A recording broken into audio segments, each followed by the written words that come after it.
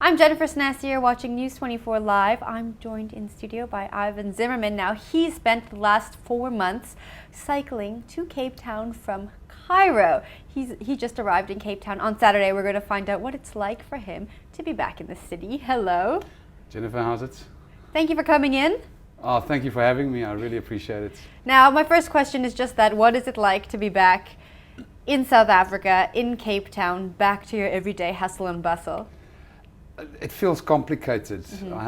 I haven't really had a chance to rest. The project is such a huge success that I like rush from one interview to the next, which I'm very happy about. That's what we kind of wanted.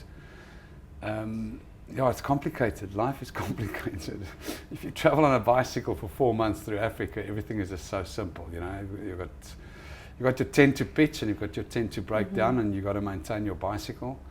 And that's it, you know. You know, that sounds complicated to some people. It does, yeah.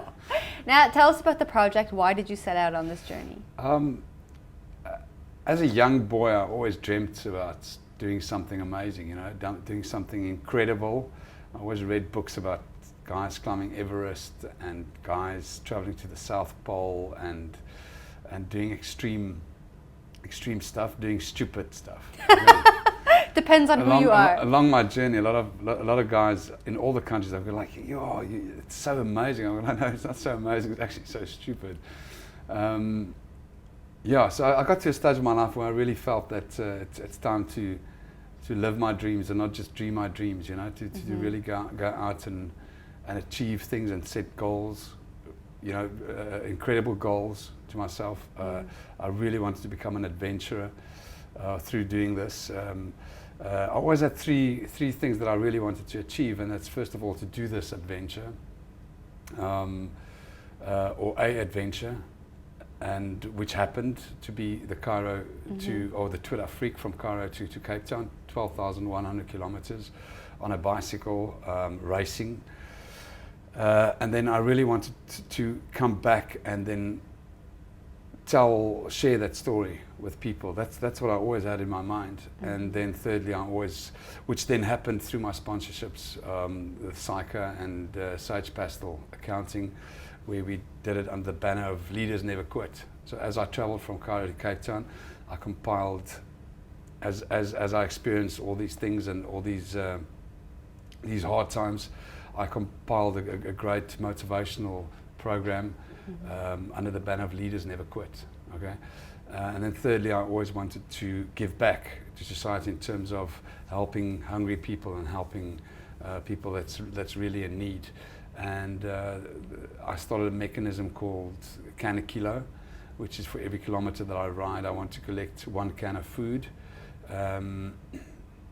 which I called Can a Kilo. Okay. How many cans did you collect? Just over 5,000. I didn't get 12,000, but at first I was a bit disappointed, and then I realized, but wow, 5,000 is a lot. So it's a great success. It's the first time that I'm using this. I will carry it on, you know, forward to all my other projects. There's definitely something else in the pipeline now.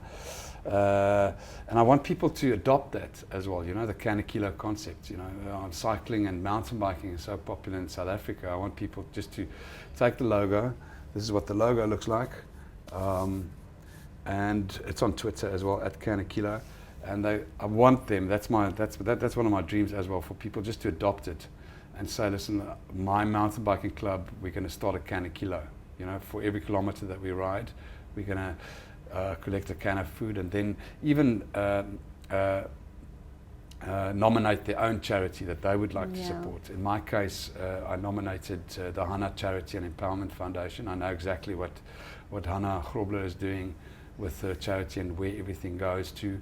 That's actually where it started. I asked Hannah Grobler one day, I said, listen, if I do something crazy / stupid / adventurous, what do you need? What can we see? What can we collect? And she immediately went, Ivan, we need food.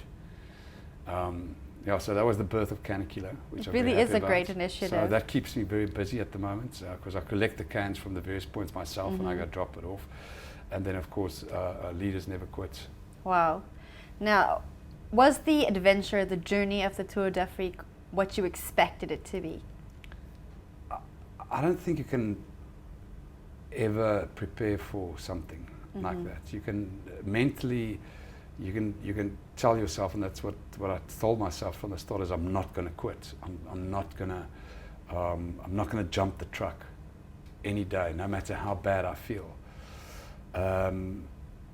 Physically, I was very well prepared. There were hard days as well, but you can't really ever prepare for it. The outcome of the journey, I didn't expect I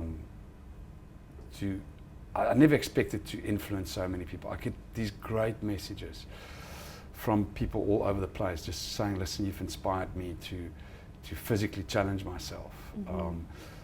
I've learned that if you physically challenge yourself, it breeds a very healthy mental confidence. And from there you can achieve more. You feel good about yourself in a healthy way, not an arrogant way, for achieving your goal. I read blogs, and I looked at some other years, the people's photos, but you can never really prepare for what you're going to go through. Once you're there, then you experience it for yourself.